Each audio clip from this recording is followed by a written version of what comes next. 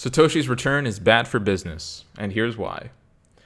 So there is this general consensus amongst individuals who are crypto savvy at the very least. So there's two. I would say there's two general tiers of individuals. First, there's people who know about crypto and understand Bitcoin and Ethereum and all of these other crypto coins.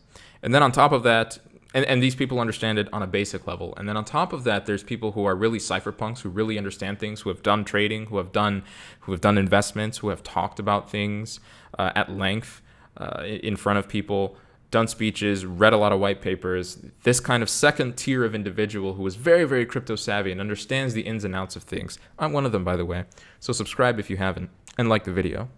But on the first strata of individuals who let's call them crypto newbies or crypto normies, they have this idea that Satoshi Nakamoto, it would be great if Satoshi just came back.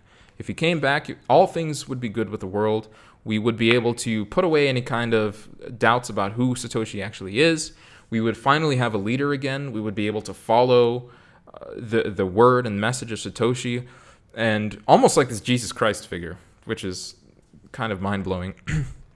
But on the second strata of individuals, on the cypherpunks, on the real crypto-savvy people, there's actually almost no consensus there. Or rather, the consensus is in the opposite direction. The consensus says, no, it wouldn't be good if Satoshi came back. So I wanted to make a video that talked a little bit about both sides of that. Or specifically, in my opinion, my personal opinion, why I think that Satoshi coming back would definitely be bad for Bitcoin. It would be bad in a few different ways.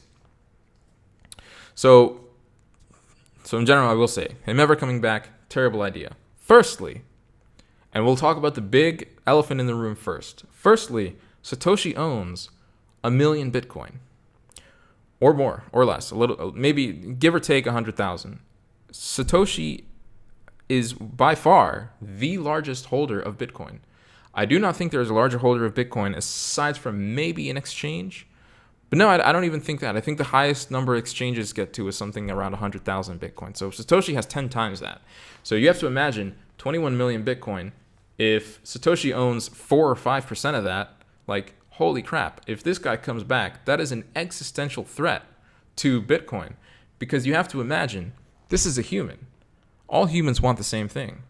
All humans want money. All humans want status. All humans want power. All humans want these things. And so you could imagine a world where Satoshi does come back, where he does reveal himself, where he does sign his private keys and says, well, since I've now put myself out of Satoshi, I am going to use my Bitcoin for whatever stupid project I want to put my money towards. So I'm going to take 50,000 Bitcoin and I'm just going to dump billions of dollars, $5 billion worth of Bitcoin right on the markets, and no one is going to be able to do anything to stop me. Obviously not very good. We have a lot of, so there's a Twitter bot called Whale Alerts that tracks all of these, not Satoshi wallets, but large Bitcoin holders. And anytime there's a large movement of Bitcoin, even if it's small, it's 5,000 Bitcoin, 10,000 Bitcoin, which is a lot, but nowhere near as much as a Satoshi wallet, right? But even in these cases, there's massive panic usually. There's people going like, holy crap, this guy just moved a whole, like sometimes hundreds of millions of dollars of Bitcoin, and they moved it to an exchange because we can track exchange wallets. And if they moved it to an exchange, chances are that he's going to sell it. And if he's going to sell that much money, I should go short right now. And so if they start shorting, you can see that this happens. There's going to be a whale alert. Hey, this guy's moved a lot of money. And the reaction is, let's dump this to hell because he's going to dump it to hell. So let's short it. Let's short the crap out of it. And Bitcoin starts going down. And this happens, I would say, at least once a month. There's usually just some whale who says, hey, you know what? I'm going to cash out a little bit.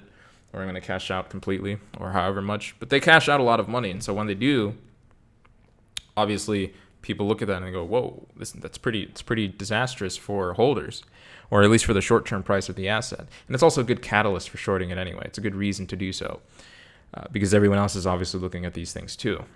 So you can see the panic there, and you can already imagine it in your mind if Satoshi himself ever actually came back. If Satoshi came back, well, this guy has 1 million Bitcoin.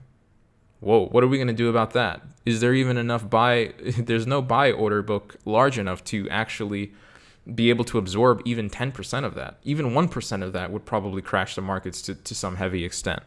And so for that reason, it's very inadvisable, I would say, for Satoshi to ever come back. So Satoshi, if you're watching this video, please don't come back. The other theory, obviously, is that the guy's dead. Because again, if you were the one who created something that was this amazing and you never took any kind of money from it, sure, maybe you took money from it afterwards and you named yourself something else and people don't really know you're Satoshi. But if you never really accessed those original Bitcoin, it's really kind of weird. Again, we're talking about human nature here. You would expect that someone would definitely, if they were a billionaire, they would cash out at least, I don't know, 10 million, 50 million, something like that. But that never happened. That's never happened. The Satoshi wallets have never moved. And so it's very strange. And so the theory, obviously, that pervades is, well, Satoshi must be either in prison, or maybe he was the NSA, or he's dead. So those are the three possibilities. Obviously, two of those are probably preferable to having Satoshi be alive and well and having the capability of dumping the market. One of those, if it's the NSA, well, that's a whole other rabbit hole that I'll probably make a video on in the future, but I won't talk about that here. So that's the first reason. Holds 1 million Bitcoin. Pretty big reason. Second reason, Satoshi, in my opinion, he was an individual. He was a single person, and he left for a very specific reason. And the reason was, in my mind, and the way that I look at it, to promote decentralization. You want to promote decentralization. The way you do it is you cut off the head. You make sure that there is no head. You make sure that it's a hydra of sorts, where if you cut off one head, there's going to be 2 more that grow back. And so the obvious counterexample to that is we look at Ethereum, and Ethereum has its Jesus figure. It has its Vitalik Buterin. Vitalik Buterin, whatever he says, usually goes. So Vitalik, even though he is a cypherpunk and he does like the tenets of decentralization, and he pushes for that as much as he can, people still look at him as this figure, as this God figure where he is the world controller. He gets to decide what goes and what doesn't. And so Vitalik is almost hamstrung by the fact that he is the leader of this Ethereum blockchain, which has grown to such a massive magnitude that he himself probably was never even expecting it. I mean, who can, right? And so we see that Satoshi is leaving to avoid being looked at as this Jesus figure, as this God figure, like Vitalik. So there's an excellent passage, there's an excellent chapter in the book The Karamazov Brothers by Fyodor Dostoevsky, and I recommend anyone who wants to learn a little bit about life should probably read that book. But there's a chapter called The Grand Inquisitor, and in The Grand Inquisitor, Ivan, one of the main characters, starts talking about a story that he created, and in this story, Jesus comes back to planet Earth, and he starts roaming the Earth, and he starts doing miracles again. And what happens is the guards take him, and they throw him in a jail cell. He's in prison now, and Jesus is stuck in prison. And so Jesus, later on, he goes and asks one of the guards. He says, it's the Grand Inquisitor. He says, "Why have you taken me and put me in prison?" And what the Grand Inquisitor answers back, and by the way, this is a great philosophy book, so I really do recommend reading this. But what the Grand Inquisitor answers back is he says, "Well, we already have the Bible. We already have the things that you have told us that we should believe in.